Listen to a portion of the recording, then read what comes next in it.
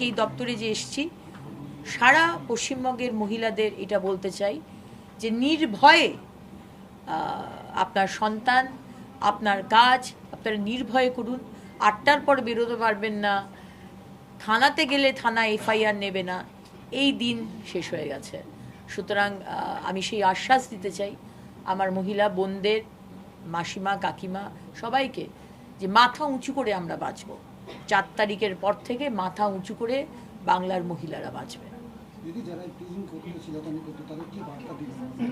দেখুন, বার্তা শুধু ইভ টিজার, শ্লীলতাহানি, তৃণমূলে ঝান্ডা হাতে বলে আমি ভয় দেখাতে পারবো, ধর্ষণ করতে পারবো, মোটরসাইকেল চালিয়ে দুপাট্টাটা ছেড়ে দিতে, ছিনিয়ে নিতে পারবো।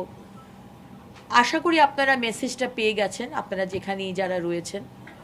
এবং বাকি যারা দুর্নীতিগ্রস্ত মানুষ, যারা আমাদের দামোদর নদীর মতো নদীগুলোকে শেষ করে দিয়েছেন বালি চুরি করে, যারা কয়লা, পাথর, আমাদের সরকারের সম্পত্তি, বাংলার মানুষের সম্পত্তি, সেগুলো পরিবেশকে নষ্ট করেছেন, সবার কাছে এই মেসেজ আমাদের সম্মানীয় মুখ্যমন্ত্রী গতকাল দিয়ে দিয়েছেন, লিগ্যাল কাজ ছাড়া কোনো কাজ আমরা করতে দেব না। ঠিক আছে? আন্ডার দ্য টেবল টাকা দিয়ে দেবেন আর বালি চুরি করবেন, কয়লা চুরি করবেন, এই দিন আপনাদের শেষ। এবং যারা যা করেছে তার তো ফাইল খোলা হবেই, সেটা আমাদের মাননীয় মুখ্যমন্ত্রী বলেই দিয়েছেন। সে অভয়াই বলুন, কয়লা চুরি বলুন, আর বালি চুরি বলুন, আর যে কোনো বিষয় বলুন। সুতরাং সতর্ক হয়ে যান।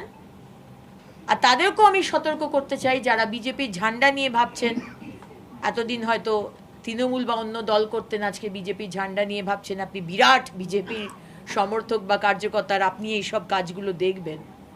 বিজেপির সমর্থকদেরও বলবো, আর যারা সেজে আছেন বিজেপির সমর্থক হিসেবে তাদেরও বলবো, জিরো টলারেন্স টু করাপশন। আশা করি বাংলায় বুঝতে পারছেন।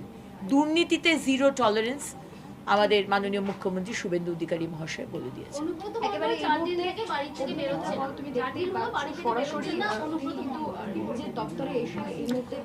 দেখুন, অনুব্রত মণ্ডল বলুন বা এই ধরনের আরো হনুরা বলুন, তারা অনেকেই বাড়ি থেকে বেরোচ্ছেন না, তারা অনেকেই পালিয়ে আছেন।